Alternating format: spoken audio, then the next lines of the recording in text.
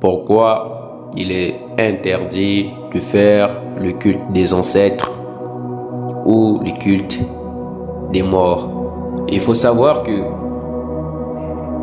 les lois spirituelles ne voudraient pas que l'on prie ou l'on invoque les esprits des gens qui viennent de nous quitter, car c'est un délit. C'est un délit dans la spiritualité. Ce que vous faites, vous êtes en train de violer la loi de l'univers, car la loi de l'univers voudrait qu'il y ait un cycle dans la vie, c'est-à-dire qu'il y ait des gens qui vont mourir et qui vont revenir après.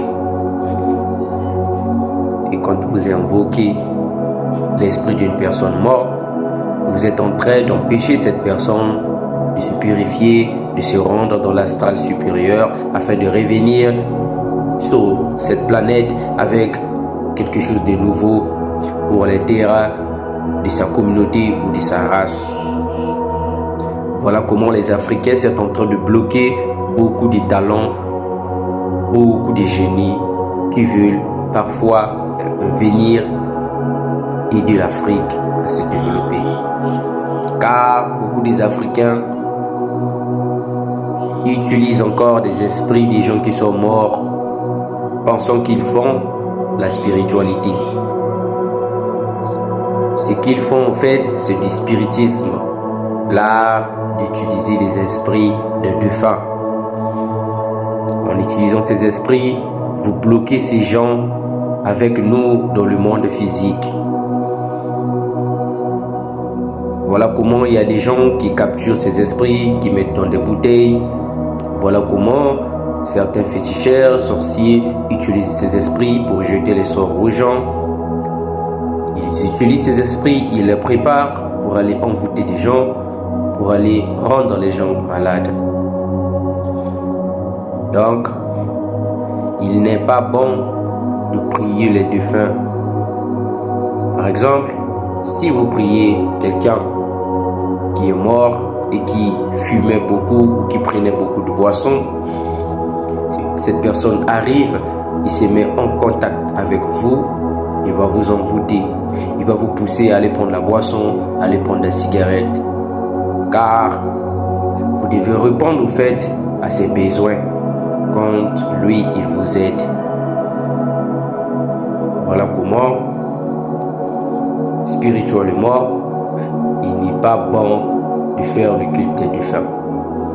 Il faut noter que il y a des ancêtres défunts et il y a des ancêtres divins. C'est ce que les Africains ignorent. Il y a pour chaque race existant sur cette terre ses génitaires. Les gens qui sont responsables de l'apparition de cette race sur terre.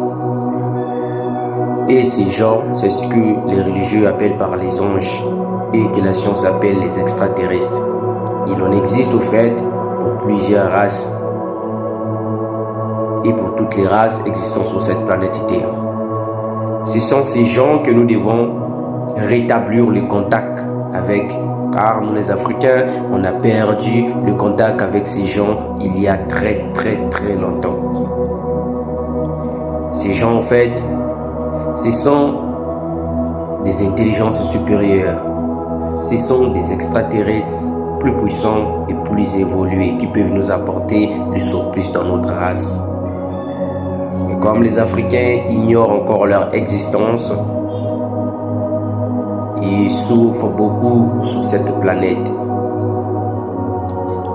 Voilà pourquoi il est demandé aux Africains de rentrer dans la spiritualité afin de travailler leur corps, de purifier leur corps et de retrouver le contact avec ses ancêtres divins. Les Africains en fait pensent que ce qu'ils font dans la sorcellerie, dans le fétichisme, ce qu'ils font dans le maraboutisme, quand ils utilisent les esprits, ils pensent que cela est la spiritualité. alors que c'est faux. Ce sont des techniques de bassesse.